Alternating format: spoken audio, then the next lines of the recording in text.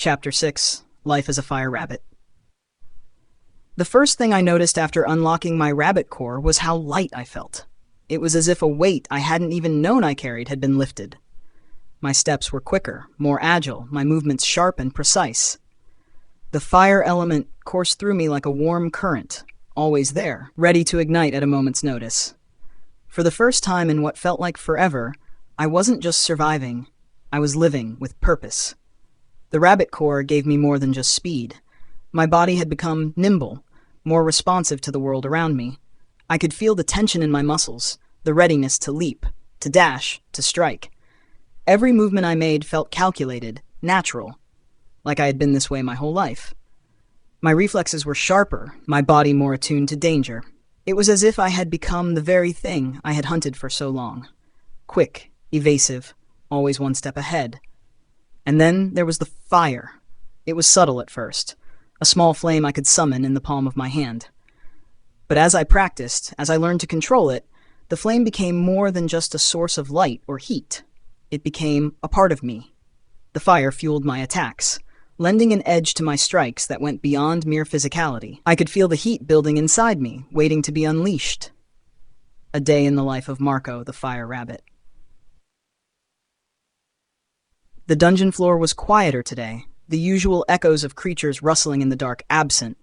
I had become familiar with the rhythm of this place, the times when the monsters stirred, and the moments of eerie silence in between. With my newfound speed, I moved through the labyrinthine corridors with ease, hopping from one ledge to the next, my feet barely making a sound as they touched the ground. A low growl echoed from one of the side passages, pulling me from my thoughts. I crouched low, my senses heightened, scanning the darkness for movement. A beast emerged, hulking and snarling. A mutated version of a boar, its tusks gleaming in the dim light of the dungeon. It wasn't the first time I'd encountered such a creature, but this time, I was ready. I wasn't the same Marco who had wandered into this dungeon days ago. I let the fire ignite, a spark flickering to life in my hand before it grew into a small, controlled flame. The boar snorted, its breath steaming in the cold air, before charging at me with terrifying speed. I didn't panic. My body reacted instinctively, my legs coiling beneath me as I leaped into the air, the rabbit core propelling me higher than I could have ever imagined before. The boar slammed into the spot where I had been standing just moments ago, its massive body crashing into the stone wall. I flipped midair, twisting my body to land gracefully a few paces away. My feet barely touched the ground before I was moving again, darting around the beast with a speed that left it disoriented. I leaped again, this time using the momentum to spin, bringing my leg up in a high arc. My foot, now wreathed in flames, connected with the boar's side. The fire erupted on impact, scorching the thick hide as my kick sent the creature reeling.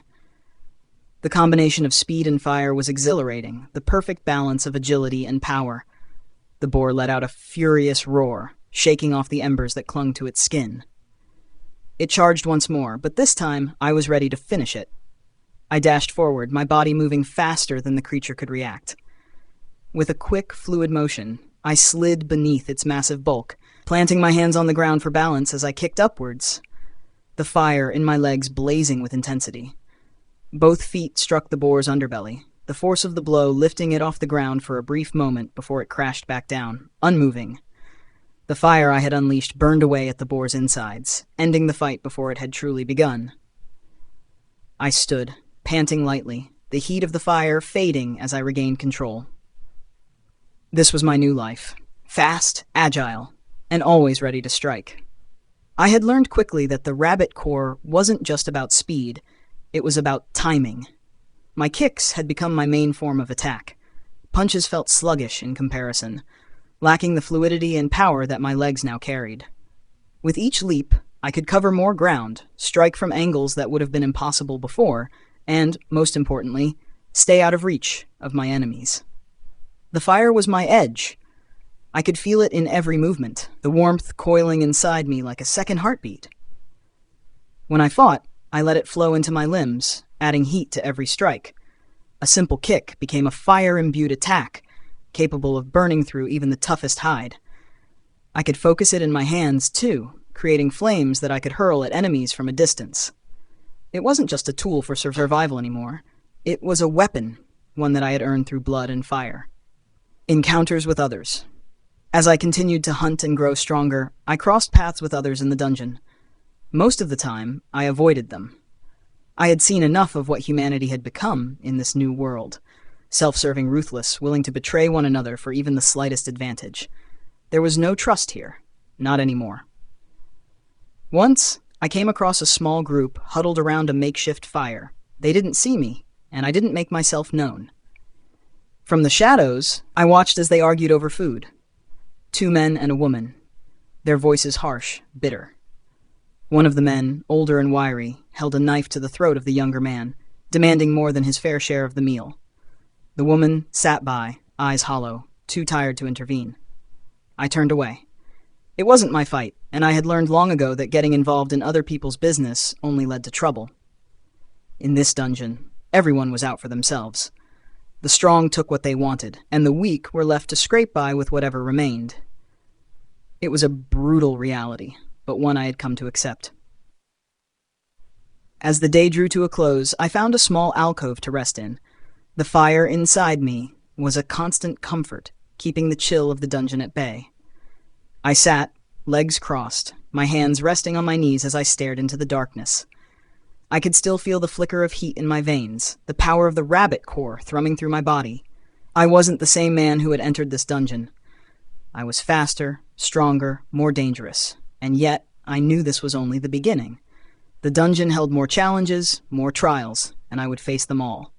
With fire and speed at my side, I had the tools I needed to survive. For now, that was enough. Chapter 7. The Lion Bear's Trial. The deeper I ventured into the dungeon, the more its brutal nature became apparent.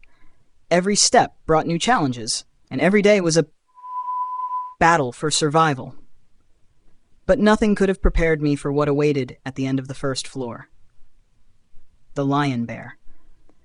I had heard rumors from the few humans I'd crossed paths with about the beasts guarding the entrances to the second floor. Most avoided the more dangerous paths, opting for easier, less guarded routes. But I wasn't like them. Confidence, fueled by my new abilities, coursed through me. I was faster, stronger, and smarter than I had been when I first entered the dungeon. My rabbit core and fire element had granted me powers I never dreamed of. When I reached the threshold to the second floor, multiple entrances sprawled out before me, like a choice between life and death. Each doorway promised its own set of trials, but something drew me toward the most dangerous of them all. Maybe it was arrogance, maybe it was determination, but I chose the most difficult path, marked by the strongest guardian, the Lion Bear. The Lion Bear was unlike any creature I had faced before. Its size alone was enough to make most turn back. A hulking mass of muscle and fur, it had the head and ferocity of a lion, with the brute strength of a bear.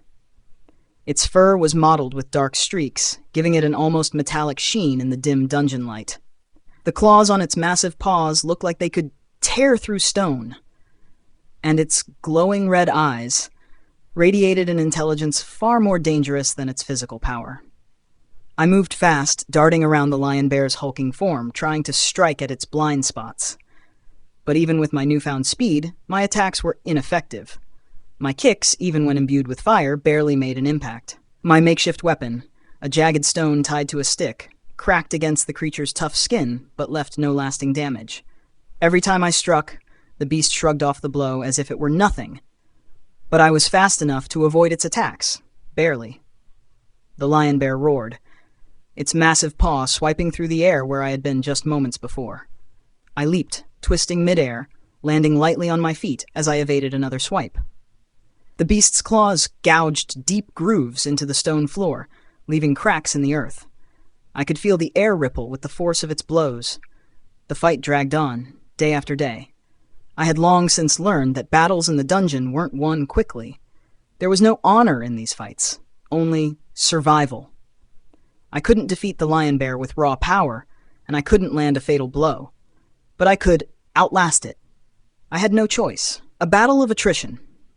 It became clear that brute force wasn't the answer. My attacks were futile against the lion bear's thick hide, and while I was faster, the battle was wearing me down.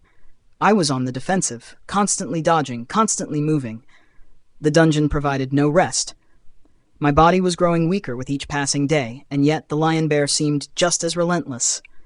Then I remembered something I had found earlier in the dungeon, a strange substance deep within one of the side passages. I hadn't thought much of it at the time, but now it might be my only chance. I wasn't strong enough to take the lion bear head on, but I didn't need to be. All I needed was patience. I prepared my weapon, covering its edge with the substance, hoping it would help weaken the beast over time. The next time the lion bear charged, I let it come closer than I ever had before.